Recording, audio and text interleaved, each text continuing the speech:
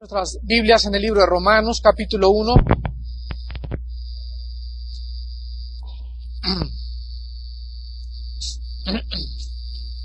Y vamos a continuar estudiando.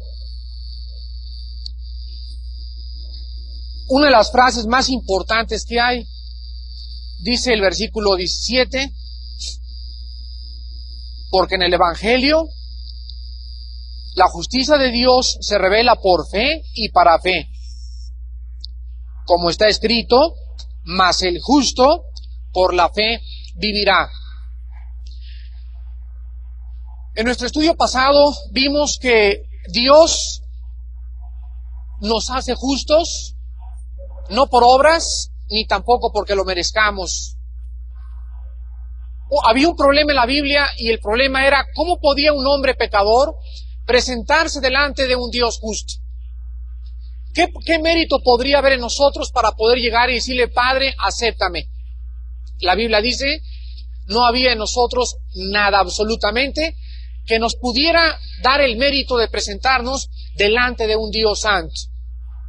Entonces Dios resuelve este problema desde el Antiguo Testamento, cuando Él escoge el tabernáculo para bajar a morar en medio de nosotros, y que el hombre, antes de acercarse a Él, pudiera entender que el hombre necesitaba un mediador.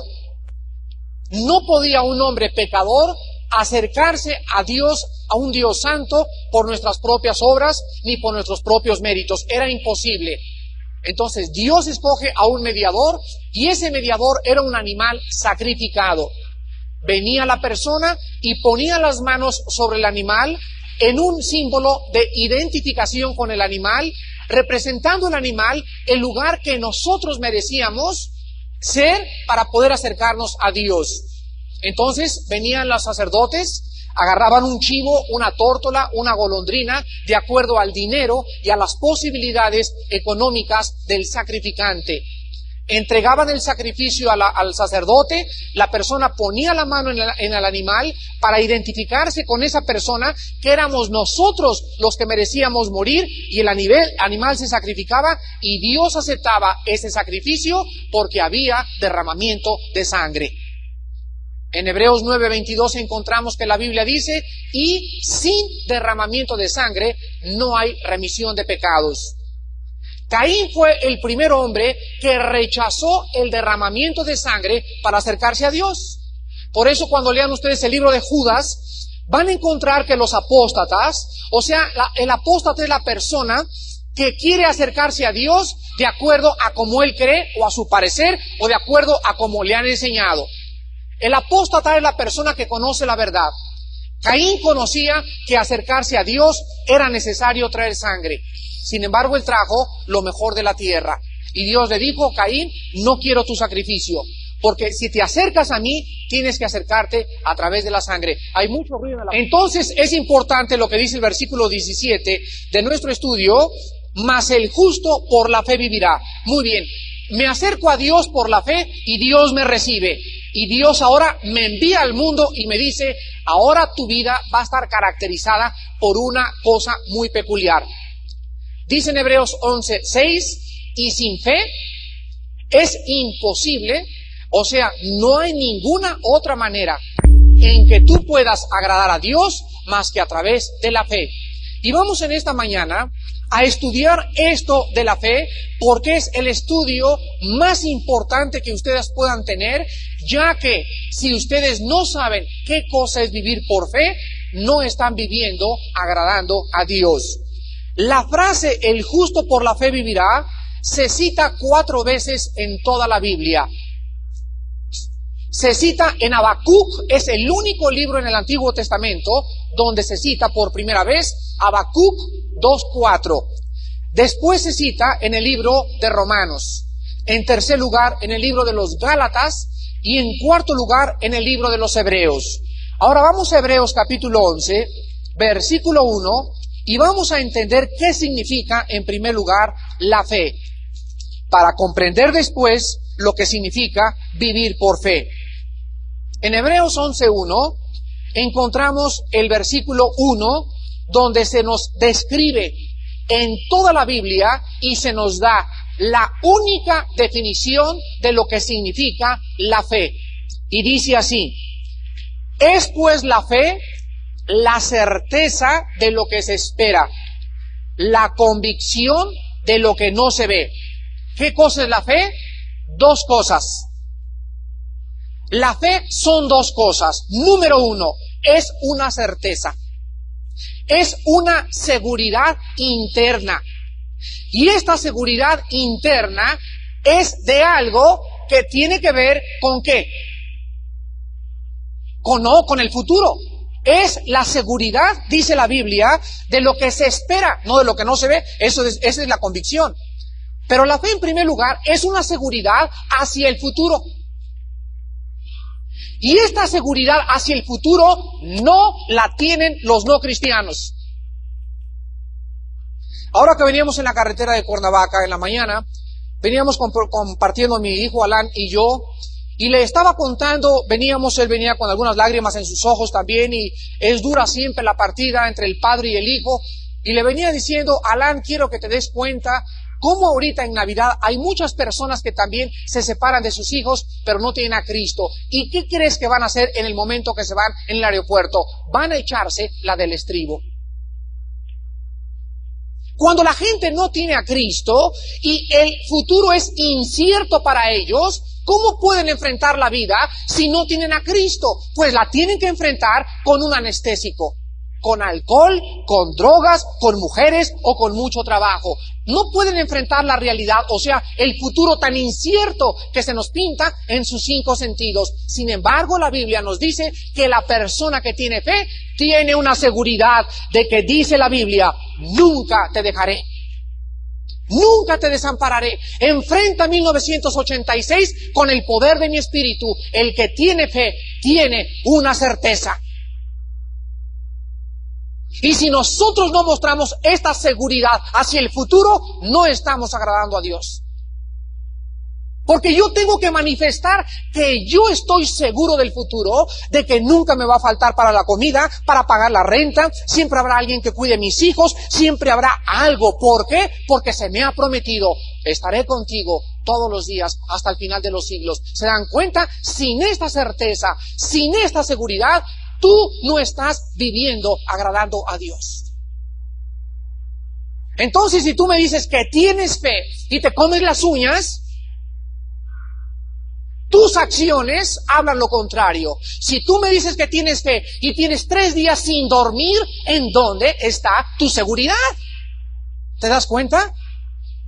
Tus acciones, tus obras, tu forma de vivir, el comerte las uñas, tu desesperación interna, esta ansiedad en tu alma, implica que no tienes fe. Ahora, en segundo lugar, la fe no solamente es una certeza o una seguridad interna hacia el futuro, sino que la fe también tiene que ver no solo con el futuro, sino con lo invisible. La fe es la convicción de lo que se ve, dice, de lo que no se ve. Esto quiere decir que estamos convencidos de algo, aunque no lo veamos. Entonces yo me enfrento a 1986 y no tengo trabajo. Y entonces abro la Biblia y tengo una vida devocionales con Dios y encuentro el Salmo 37 que me dice: guarda silencio ante Jehová y espera en Él y Él hará. Él es el que me va a abrir las puertas en el 86, Él me va a bendecir, Él me va a dar mi coche, Él me va a dar mis necesidades, si yo le busco con todo mi corazón. No espere nadie en esta mañana recibir algo de Dios si no es Dios el primer lugar en tu vida. En este 1986, tú tienes que darle a Dios no solamente lo primero de tu dinero, sino también lo primero de tu tiempo. Hermanos en Jesucristo, si en este año ustedes no comienzan a levantarse en la mañana y a darle las primeras horas del día a Dios, no esperen creer que están viviendo con todo su corazón agradándole. ¿Quieres realmente recibir de Dios? Tienes que comenzar a darle a Dios tu tiempo, tu dinero, tu esfuerzo y todo lo que tienes. Yo no entiendo cómo hay personas, por ejemplo, que puedan decir que quieren recibir a Dios y todavía el domingo trabajan. ¿Cómo es posible que haya cristianos que trabajen el domingo? Ahora, si tú tienes, por ejemplo, el domingo trabajo y trabajas en un hotel y el lunes descansas, entonces el lunes es el primer día de la semana para Dios. Pero si tú descansas el domingo y tú no le das el domingo a Dios y quieres, pues es que vendo más el domingo, entonces tú no estás viviendo por fe. Porque la Biblia nos dice, dame el primer día de la semana, los primeros minutos del día, lo primero de tu dinero, lo primero de tus frutos, y yo prosperaré cualquier cosa que tú hagas. Esto significa tener a Cristo en primer lugar en nuestras vidas. Ahora hay cristianos que ya tienen 3 años en Cristo y no tienen devocionales. No se levantan en la mañana y me dicen los hermanos, Armando, lloro antes de acostarme. Le estás dando a Dios tus obras. Porque el tiempo antes de acostarte es lo que te sobra de todo el día. Tú tienes que darle a Dios lo primero del día. ¿A qué hora se levantaba Cristo?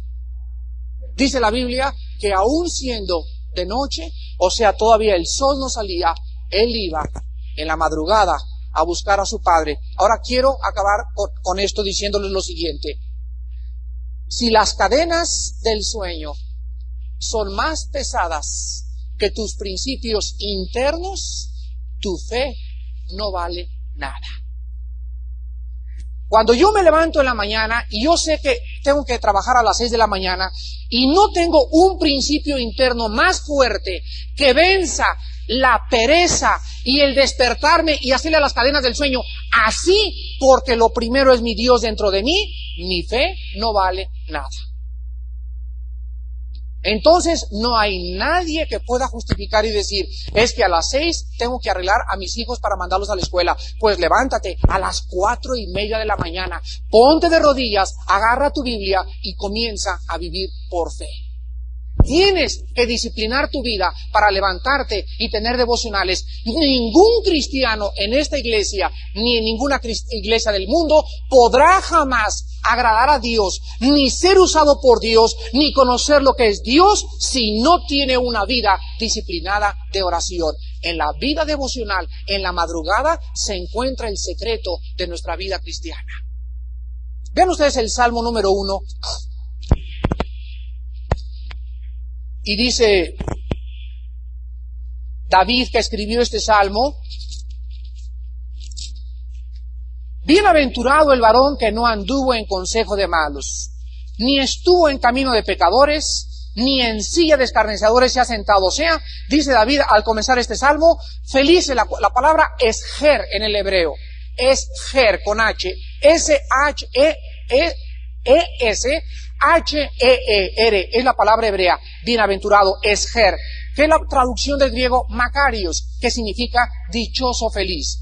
Dice David, feliz y dichoso el hombre que no está sentándose con personas malas, ni tampoco tiene amistades malas, ni tampoco se sienta con ellos a platicar cosas malas. Y dice el versículo 2, sino que en la ley de Jehová está su delicia, y en su ley medita, de noche dice de noche, de día y también de noche. Escuchen esto, esta persona que le haya dado el primer lugar a Dios en el 86, dice el versículo 3, será como árbol plantado junto a corrientes de agua, que da su fruto en su tiempo y su hoja no cae, y todo lo que hace, todo donde el negocio que se meta, cualquier proyecto que emprenda, prosperará. ¿Quiere Dios que prosperemos? Dios quiere que prosperemos, que seamos hombres exitosos de negocios, que seas el mejor gerente, el mejor agente vendedor, la mejor ama de casa, que tus hijos tengan todo, pero Dios nos pide la condición, medita en mi ley de día y de noche. Ahora, ¿por qué no has prosperado? ¿Por qué tienes deudas? ¿Por qué tienes problemas? ¿Por qué no tienes quien te cuide esto? ¿Por qué no tienes quien te cuide aquello? ¿Por qué no tienes para comprarte un coche? ¿Por qué andas así? ¿Ustedes creen que para eso murió Cristo en la cruz? Cristo murió para darnos vida. Y muchos de nosotros estamos viviendo vidas miserables porque Dios no tiene el primer lugar en nuestras vidas. Regresamos a Hebreos. Y encontramos entonces, o hemos descubierto lo que significa en primer lugar la fe. La fe es una seguridad. Ahora, esta seguridad, ¿quién nos la da? No, claro que Cristo, pero la seguridad, la certeza de nosotros para enfrentar el futuro nos las da la palabra de Dios, la Biblia. Juan 20:31, estas cosas se han escrito para que vosotros creáis que Jesucristo es el Hijo de Dios y para que creyendo tengáis vida eterna. Primero de Juan capítulo 5, y estas cosas se han escrito para que vosotros creáis que Él es el Cristo, el Hijo de Dios. Y vean ustedes lo que dice, y para qué creyendo, o sea, para que continuando creyendo, no que creíste ayer ni la semana pasada, sino que todos los días yo tengo que venir a la palabra y convencerme al leer este libro de que Él vive. Y al leer la palabra, yo me levanto en mi devocional en la mañana con una seguridad de que en mi oficina todo va a marchar bien. Y si algo marcha mal, Dios me dará su paz para enfrentar los problemas adversos que yo me enfrente. Pero si yo me levanto en las mañanas descargado de las baterías, con mis pilas todas se me chuparon anoche, y creo yo que tengo el poder para ser buen padre, para ser un buen oficinista, para ser una buena secretaria, para darle solución a mis problemas, sin haber fortalecido mi hombre interior, no estoy viviendo por fe. Porque estoy dándole a Dios el segundo lugar. Entonces, la certeza y la seguridad nos la da la palabra de Dios. ¿Y quién creen ustedes que nos da la convicción? ¿Quién dijo, yo sé en quién he creído? Esto es una convicción. No lo vemos. Bienaventurados los que no me vieron y han creído. A quien amando, dice en Primera de Pedro, amamos sin haberle visto. Yo me extraña cuando hay personas que me dicen, se me apareció un ángel, o los ángeles se aparecen, o vi a Cristo, y les muestro Segunda de Pedro. Pues dice la Biblia que no le hemos visto, y que sin verle le amamos, y nos gozamos con un gozo glorioso e inefable. No necesita parecérseme Cristo para que yo pueda estar convencido que Él existe. ¿Quién me da esa convicción que Él existe? Romanos 8:16. Pues el Espíritu Santo. El Espíritu Santo vino a nuestras vidas y entró a nuestros corazones para traernos convicciones. ¿Qué convicción es la principal que Él trae? Que Él vive. Dice Romanos 8:16, el Espíritu mismo da, ¿qué cosa? Testimonio. Aquí adentro de nosotros, alguien nos está diciendo, Él vive, Él vive, Él vive. Y esto no es autosugestión. Esto no es hipnotismo. Esto es algo real, que es la obra sobrenatural del Espíritu de Dios. Y el testimonio que nos da es de que somos hijos de Dios. Y si tú todavía tienes dudas de que eres cristiano, imagínate cómo puedes ser vencedor. Si hay alguien en esta mañana que dude de su salvación, ¿eres cristiano? Pues mira, realmente no sé, no estoy seguro. Cuando una persona contesta de esta manera, es que realmente no es cristiano. Porque el cristiano sabe en quién ha creído y el cristiano sabe que aunque caemos de vez en cuando, Él nos levanta y tenemos una vida siempre de santidad y de victoria en victoria en Cristo Jesús. Ahora quiero ilustrarles la fe, regresamos a Hebreos. Quiero ilustrarles la fe con un ejemplo de la vida real. La fe es una certeza, una seguridad de algo que viene. Y aunque yo no lo veo, yo estoy seguro que viene. Y por estar seguro que algo viene, yo vivo una vida diferente aquí abajo en la tierra. ¿Se dan cuenta? Yo nunca he visto a Cristo. No, me han platicado que existe una ciudad esperándonos. Me han dicho que hay coronas, que hay recompensas. No he visto nada de lo que la Biblia me dice. No lo he visto ni lo he percibido por mis 5 sentidos. Pero interiormente cuando yo me hinco y oro con Dios y tengo esta vida devocional, algo aquí en mi alma me dice, Él está vivo. Es verdad la palabra, se convierte en un fuego en mi corazón y entonces comienzo a caminar yo en esta tierra diciéndole a las muchachas, no. Diciéndole al alcohol, no. Diciéndole a las drogas, no. Diciéndole al dinero, no. Desprecio todo lo que se me da en esta tierra porque tengo algo que estoy esperando. Y esta convicción la demuestro viviendo una vida separada del pecado. Me da mucha tristeza cuando oigo muchachos que me dicen, Armando, ¿no sabes que ahora las chavas nos corretean a nosotros? ¿De qué estás hablando? Sí, hombre, vamos al cine y van detrás de nosotros como perritos. Y llegamos al cine y nos comienzan a picar por detrás. Antes nosotros llegábamos, hola, ¿cómo estás? Y ahora ellas son las que nos siguen. Y les dije, qué barbaridad, qué muchachas las del mundo. Y me contestan ellos, no hombre, son muchachas de la iglesia. ¿Puedo yo creer que una muchacha pueda tener unas convicciones tan viles y que ella pueda considerarse tan poco digna para comenzar a corretear a un hombre y llamarse cristiana? ¿Cómo es posible? Otra vez me dijeron, hombre, si conocieras a la fulana de tal, me invitó a ver películas pornográficas. Oye, qué muchacha tan mundana. No, hombre, es cristiana. Yo digo, Padre, ten misericordia, porque horrenda cosa es caer en manos de un Dios vivo.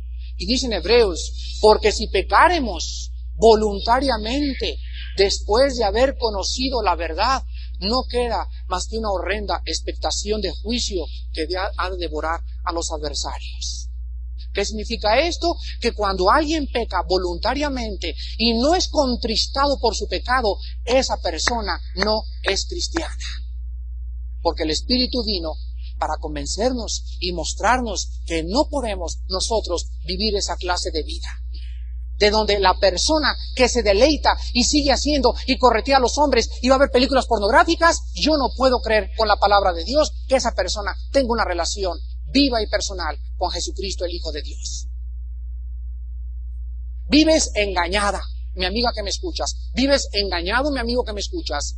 Y en cualquier momento que caigas muerto por un ataque al corazón o una embolia, te levantarás y le dirás, Señor, Señor, y Él te va a contestar, ¿cuál Señor? ¿Por qué me llamaste Señor si allá abajo, nunca quisiste obedecerme? Cuando nosotros, por ejemplo, conseguimos un trabajo, voy a conseguir un trabajo en una compañía, se me promete un sueldo. Señor, le vamos a pagar a usted 5,000 pesos a la semana, ¿correcto? Ahora bien, no se me paga de inmediato, ¿verdad? Pero confío que así será y comienzo a trabajar por fe. ¿Se dan cuenta? Llego a un lugar y me dicen, le vamos a pagar 5,000 pesos a la semana. Yo no he visto el dinero. Pero me basta la palabra de la persona que me lo prometió. Y me dijo, le voy a pagar 5,000 pesos a la semana y durante 7 días a la semana yo trabajé por fe. O sea, trabajé confiando con una seguridad. Una seguridad que al llegar el sábado me van a dar 5,000 pesos. Y esa seguridad, ¿quién me la dio? La palabra del Señor que me lo prometió. ¿Se dan cuenta? Esto es vivir por fe. Vivir confiando en algo que te han dicho sin que tú veas aquella cosa que te han prometido. Otro ejemplo es un sembrador. Cuando tú vas y plantas una semilla, yo agarro las semillas y yo no sé cómo de esa semilla, aunque la meta a un laboratorio, va a crecer un árbol de 20 metros. Yo no lo entiendo. ¿Tú lo entiendes? ¿De dónde saca la masa y el peso esa semilla? ¿O quién infla la semilla? Pero yo planto y aviento las semillas y llego a la ciudad y le digo a mis hijos, ¿te gustan esas botas? Sí, papá, ¿me las compras? Sí, te las voy a comprar. Papá, pero si no tienes dinero. No, pero dentro de 15 días tenemos cosecha. Oye, papá, pero si yo no he visto la cosecha crecer. No, pero cuando yo planté las semillas, yo tengo la seguridad de que van a crecer. ¿Por qué cosa? Porque he visto a otros plantar y he visto crecer sus plantas. Entonces, yo siembro por fe y comienzo a comprar por fe. No tengo dinero, pero voy con la persona y le digo al zapatero, apárteme estos zapatos, apárteme ese vestido, y todo lo hago por fe, con la seguridad que las semillas van a crecer, aunque yo no vea su crecimiento. Entonces la fe es la seguridad de lo que se espera, la convicción de lo que no se ve. Ahora vamos rápidamente a ver algunos errores acerca de la fe. Número 1, la fe no es ciega. Una señora llegó un día y me dijo, oiga, tengo una fe ciega en Dios. Le dije, ese es su problema. La fe no es ciega, señora. La fe no es subjetiva. La fe es objetiva. La fe tiene que tener un objeto. Y ese objeto no puede ser nada más que la persona del resucitado. Cuando yo tengo una seguridad, cuando yo tengo una convicción, es porque alguien aquí adentro ha entrado a mi corazón y me ha dicho, Jesucristo vive de entre los muertos. Y para que yo pueda realmente tener una fe que me salve, tengo que confesar con mi boca que Él es el Señor y tengo que creer, aunque no lo he visto, que Él vive de entre los muertos. Entonces, por favor, nunca confíen en una persona que diga, la fe es ciega, porque la fe está basada en la resurrección de Cristo. Pregúntale a tu abuelita o a tu tía, ¿tú crees en Dios? Claro, hijita, siempre hemos creído. Mira, tengo a Santo Tomás ahí junto a la cama, tengo una estatua. Y abuelita, ¿por qué crees en Dios? Es porque me han enseñado que Dios existe. ¿Y quién te lo enseñó? Pues me lo enseñó el señor que está en la iglesia. Vamos con el señor de la iglesia. Oiga, señor, ¿usted cree en Dios? Sí, yo creo en Dios. ¿Y en qué basa usted su fundamento para aseverar que Dios existe? Bueno, porque lo tienes que creer.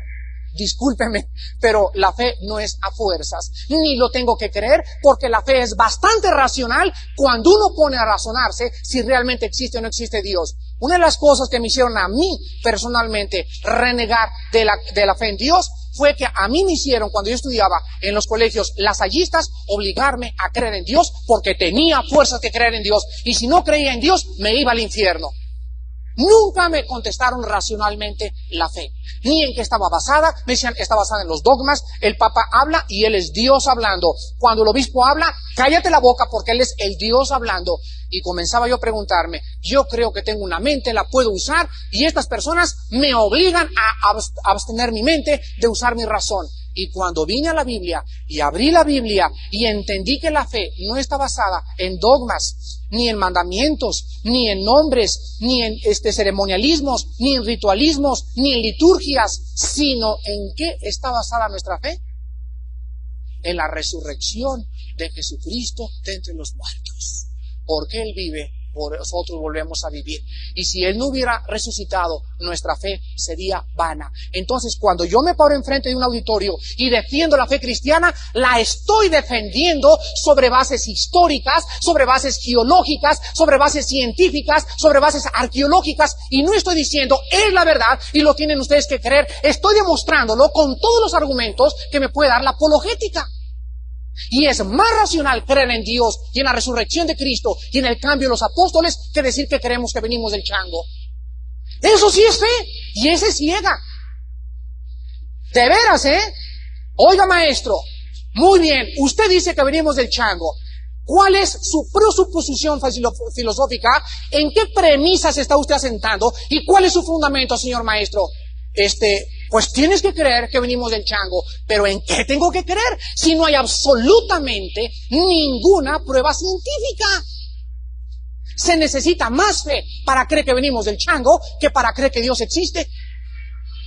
Qué cosa tan absurdo y tan ilógico, pero sin embargo se enseña como algo científico, cuando no existe absolutamente nada científico de que venimos del chango. Entonces las gentes que nos critican a nosotros de tener fe en Cristo, nosotros les volteamos la pedrada y los correteamos con un bat por todos lados, atacándolos y diciéndoles, eres más absurdo y más ilógico y más tonto, porque tu fe sí es ciega. Mi fe no es ciega, está basado en algo que la historia comprueba. Jesucristo se levantó a los 3 días de los muertos. Y cuando un cristiano comienza a entender que nuestros argumentos son más fuertes y que haces pedazos cualquier argumento de cualquier filosofía, este desayuno del 18 voy a estudiar en qué está basada el yoga, el Hare Krishna, los gurús, etcétera, etcétera, y levantar a Cristo, y van a ver cómo Cristo va a aplastar todas las filosofías y demostrarles, traigan invitados a este 18 que sean gurús o que les encante el yoga, tráiganlos al 18, porque van a encontrar lo que la Biblia dice acerca de las filosofías orientales. En segundo lugar, la fe no viene por orar, la fe viene por meditar la palabra de Dios. Segundo lugar, otro error de la fe es creer que vas a tener mucha fe si pasas mucho tiempo orando. Esto no es verdad, porque la Biblia dice en Romanos 10:17, la fe es por el oír y el oír por la palabra de Dios. Entonces, ¿qué cosa pasa cuando oramos? Cuando oramos, el hombre interior es fortalecido y cuando lees la palabra, tu fe crece. Entonces, no podemos divorciar la lectura de la Biblia de la oración. ¿Se dan cuenta? Hay personas que me dicen, Armando, hoy en la mañana leí 5 capítulos de la Biblia. ¿Y cuánto oraste? Nada. Algo te falta. Es como si llegas al banco y le borras a una cara de la moneda el sol y le dices a la cajera, cámbiemelo por favor, discúlpenme, pero tiene que tener las dos caras. Oiga, pero si tiene la aguilita, pues tiene que traer el sol, Señor.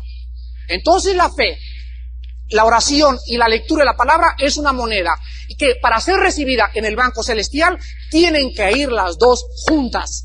Para que sean efectivas tienen que ir las dos juntas. Tú no puedes orar sin leer la palabra, ni leer la palabra sin orar. Tienes que combinar las dos cosas para tener una vida efectiva en tu vida cristiana. En tercer lugar, la fe no es de todos. La fe no es de todos. La fe es de los hijos de Dios.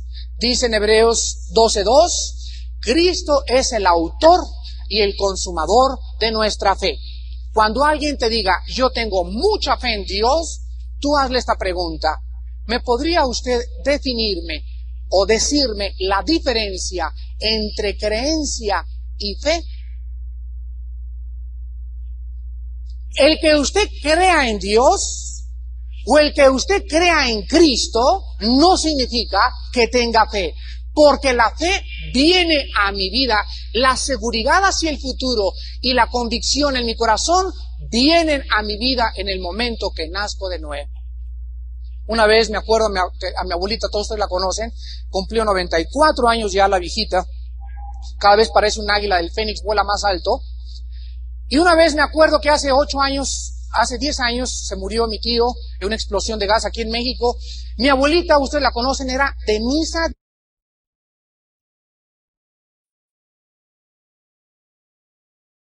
Ahí en la Botiva, en Reforma, junto al Cine Latino, ahí iba mi abuelita porque vivía en la colonia Rosa, en la calle de Estocolmo, de misa a las 6 de la mañana, y golpe y San Miguel Arcángel, y San Miguel Atoche, y no tanto los santos, y Santísima, y San José, y San Purísima, y rezo, rostro, rosarios. Pero cuando mi abuelita se enfrentaba a una crisis, la crisis la desmoronaba.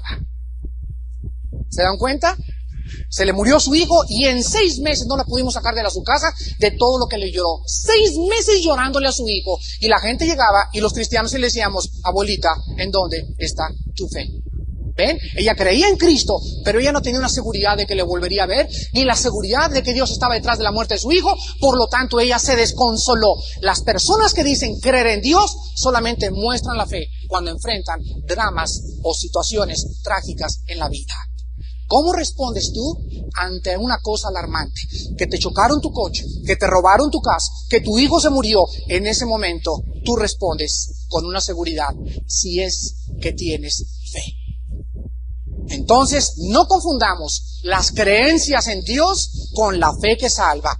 En cuarto lugar, la fe no es de la cabeza, la fe es del corazón. La diferencia entre las creencias y la fe es que las creencias son intelectuales. Yo creo en Cristo como un personaje histórico que existió. Sí, murió y me han contado que resucitó, pero como no ha bajado a mi corazón, ni ha cambiado mi vida, ni mis actitudes hacia el futuro, yo no le he conocido como mi Salvador. Le conozco como un personaje histórico, pero no le conozco como el Salvador de mis pecados. Número 5, a Dios no lo movemos con nuestros sentimientos ni con nuestras emociones, sino a Dios lo movemos por la fe. Hay hermanas que me las he encontrado en el suelo. ¡Ay! ¡Dios! ¡Dios! Y ahí están 15 minutos, Señor del cielo y de la tierra, ten misericordia de nosotros.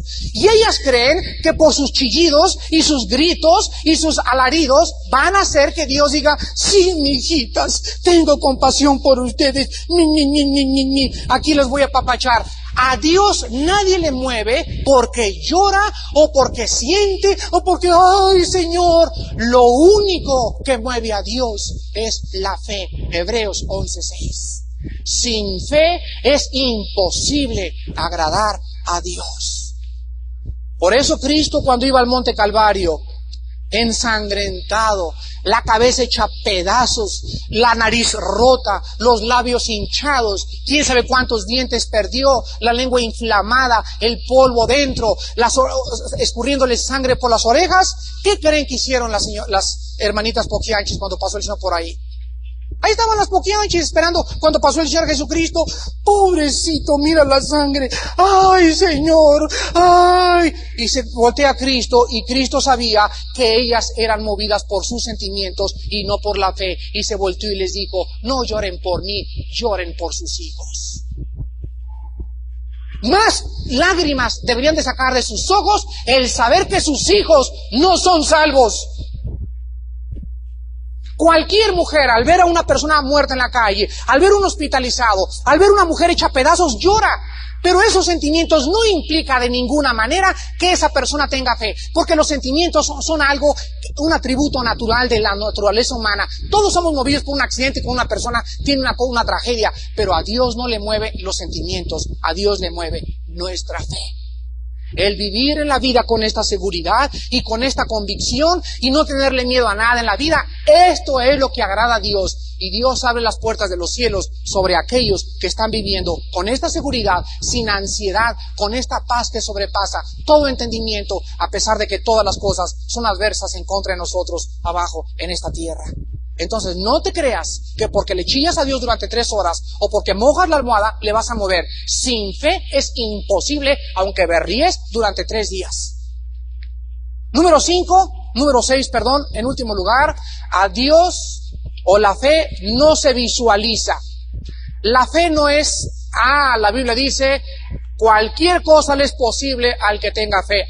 Ya sé, quiero un Chrysler Córdoba 86. Y me voy a concentrar, Señor, gracias, porque un Chrysler Córdoba con rines a la Ben-Hur y con asientos acolchonados, etcétera, etcétera, y abre los ojos y la lámpara de Aladino, se te apareció el Chrysler 86.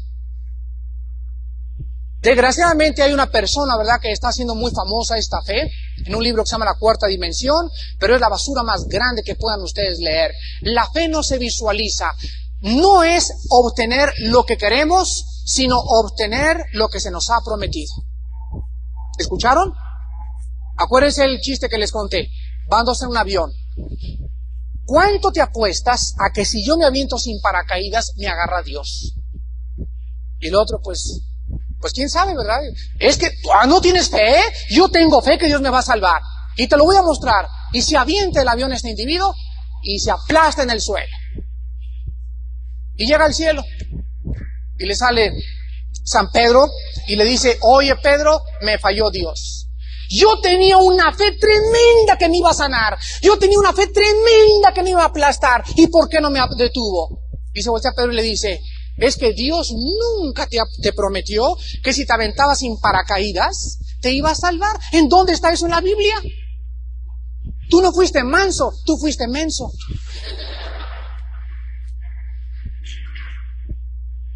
Había otra persona que vino una inundación y estaba en el techo de la casa y pasaban los hermanos en una lanchita. Oye, súbete a la lancha que está hundiendo aquí la cosa. No, Dios me va a salvar. Bueno, y se siguieron los hermanos, pasaron otros en un velerito. Oye, vámonos que ya está subiendo el agua. No, Dios me tiene que salvar. Pues le llevó el agua hasta por acá y que pasan en un helicóptero y que le gritan, oye, agárrate de la escalera, ya viene la inundación. No, Dios me va a salvar. Pues resultó que Dios no lo salvó y se ahogó. Y llegó al cielo y le pregunta a Pedro, oye Pedro, me falló Dios otra vez. ¿Cómo que te falló Dios? Sí, me falló Dios porque yo tenía fe que me iba a salvar y no me salvó. Y le contesta a Pedro y le dice, ¿cómo que no te salvó? Primero te mandó una lancha, después un velero y después un helicóptero. Y tú no te quisiste salvar. ¿Se dan cuenta? Esta persona quería salvarse a su manera. Quería que Dios actuara conforme él creía. Quería que viniera un ángel y lo sacara de ahí y lo depositara en tierra firme. Esto no fue manso, esto fue menso. Y así pasa con hermanos que me he encontrado. Me encontré un hermano en Acapulco que tenía el pie del dedo así de gordo de una infección, casi se le estaba gangrenando. Y llegamos, vamos a orar por ti, sí, hermano. Y pasaron 3 días y después de la oración que hicimos sobre él, vimos que no se mejoraba. Entonces le dijimos al hermano, vamos al hospital. Dijo, no, Dios me va a sanar. Yo le dije, mira, ya le pedimos a Dios y a lo mejor Dios tiene otro propósito. No, Dios me tiene que sanar. Yo le he pedido y yo he confiado y me tiene que sanar. Pues a los 5 días le amputaron el dedo. ¿Le falló Dios? No, no le falló. Él no supo discernir la voluntad de Dios. Dios nunca ha prometido que siempre que te enfermes y que siempre que tengas gangrena y que siempre que hay una tragedia te va a salvar. Pero lo que sí nos ha prometido es que en medio de la tragedia estará con nosotros. Así hay personas. El otro día me encontré una persona que se quitó los lentes y dijo, ya no vuelvo a usar lentes, y los tiró a la basura. ¿Por qué no vas a usar lentes? Porque Dios ya me sanó. Por fe lo creo. Y no vuelvo a usar lentes y yo tengo que demostrar que tengo fe tirando los lentes. Esta persona está perdiéndose la bendición porque no ha discernido que posiblemente sea la voluntad de Dios que él siga usando los lentes. Ahí es cuando le echamos manita de puerco a Dios y le decimos, ahora me sanas y no quiero volver a ver sin lentes y quiero ojos nuevos. Y a lo mejor Dios nos contesta y nos dice, ¿y por qué crees que ese es mi plan? En donde lo he prometido en mi palabra. ¿Se dan cuenta, hermanos? Lo que hemos hecho de la fe, le hemos hecho una varita de Aladino y estamos manipulando a Dios por medio de la fe. Y esa no es la fe bíblica. Ahora vamos a ver en último lugar en esta mañana cómo se manifiesta la fe. En primer lugar, la fe se manifiesta teniendo confianza en lo que Dios nos ha prometido. Escuchen lo siguiente. Cuando creemos que realmente Dios es Dios y creemos que Él es todopoderoso, todo sabiduría, y que no hay nada que Él no conozca, ni nada que Él no pueda hacer, en ese momento me arrojo en sus brazos, confiado que Él es mi papá. Cuando yo tengo confianza en Dios, vean Mateo capítulo 7, me arrojo en sus brazos, porque yo sé que Él tiene lo mejor para mi vida. Padre Santo, te pido que me quites esta gangrena del dedo. Tu poder ahorita me puedes sanar, Señor, y te pido que me sanes. Sí hay que orarle a Dios siempre que tenemos enfermedad, pero si pasan 2 días y Dios no me sana milagrosamente, sería un tonto yo el creer que no debo ir al doctor, porque en ese momento yo tengo que discernir que Dios también me puede sanar a través de las medicinas y de los hospitales.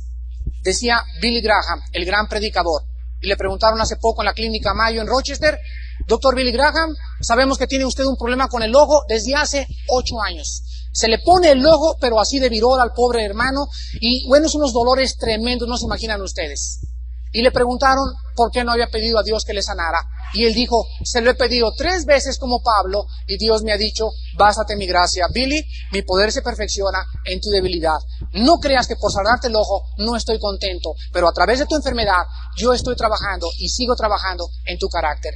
Entonces él ahora tiene 8 años con un aguijón en su carne, que es su ojo, y Dios no le ha sanado. Ya han venido sanadores, ya han venido predicadores que dicen que tienen el don de la sanidad y no han podido hacer nada. ¿Por qué? Porque no siempre es la voluntad de Dios sanarnos milagrosamente.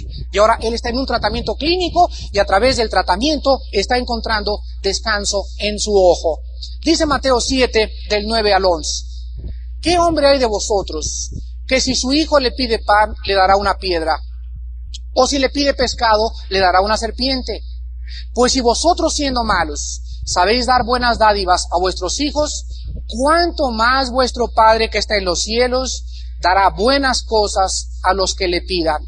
Así que todas las cosas que queráis que los hombres hagan con vosotros, así también haced vosotros con ellos, porque esto es la ley y los profetas. Entonces yo digo, Padre Santo, tú eres demasiado grande para equivocarte en mi vida. Si tú te quisiste llevar a mi perro, si tú te quisiste llevar a mi hijo, si tú permitiste que esta enfermedad atacara mi cuerpo, Padre, en mi perspectiva es malo, pero en tu perspectiva, que es muy diferente a la mía, es buena. Y yo te alabo y glorifico tu nombre. Dad gracias en todas las cosas, porque esta es la voluntad de Dios para con vosotros en Cristo Jesús. Y en último lugar, vean 1 de Juan capítulo 3. Qué importante es entender lo que significa caminar por fe. El justo por la fe vivirá. ¿Qué significa? Que viviremos con una seguridad profunda hacia el futuro, hacia lo invisible, de que Él está con nosotros y que nada nos va a faltar. 1 de Juan 3:22. Y cualquier cosa que pidiéremos, la recibiremos de Él. Pero vean las condiciones, por favor. No es una lámpara de Aladino. Vamos a recibir las cosas de Dios porque guardamos sus mandamientos y hacemos las cosas que son agradables delante de Él.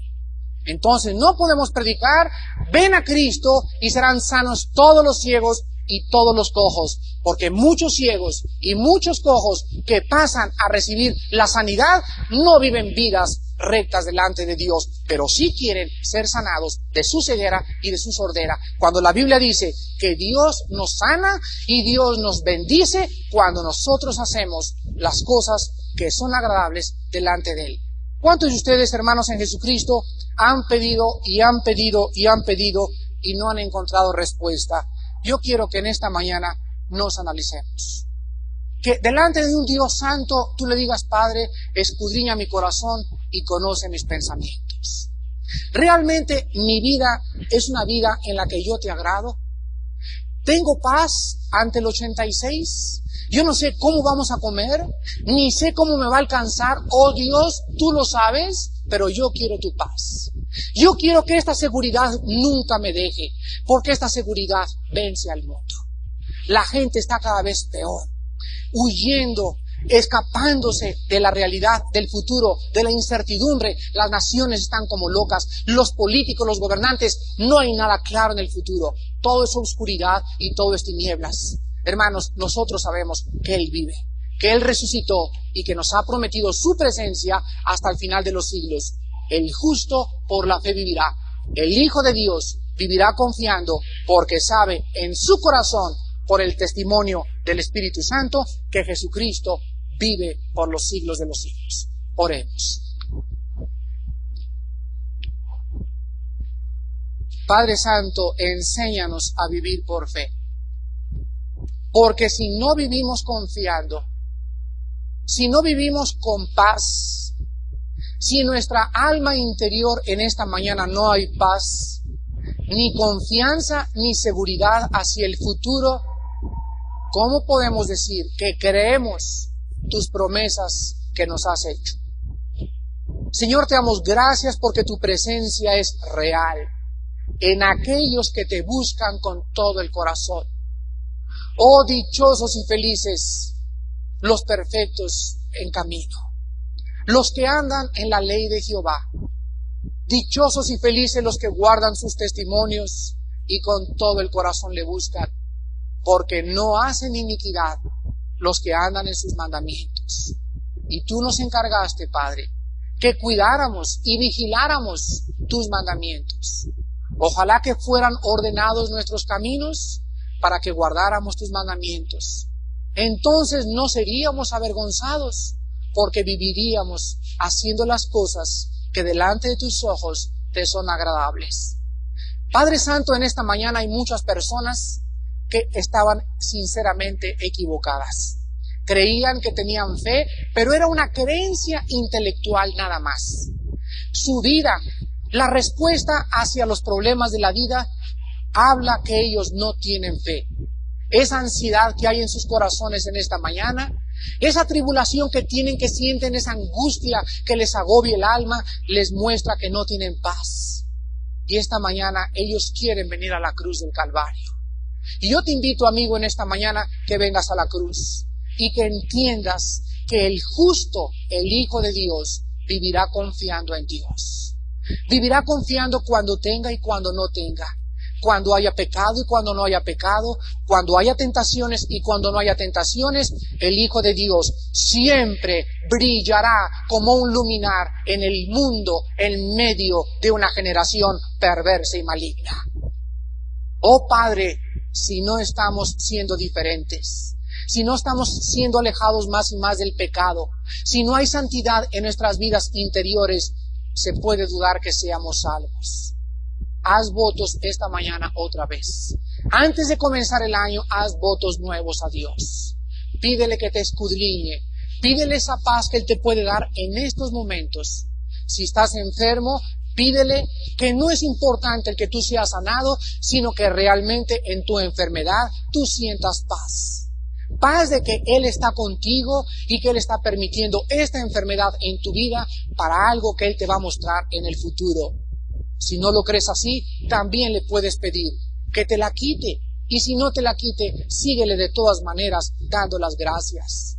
Porque ya sea que tengamos o no tengamos, ya sea que vivamos sanos o no sanos, Él es Dios. Él da y Él quita cuando Él quiere. Nosotros somos sus siervos, nada más.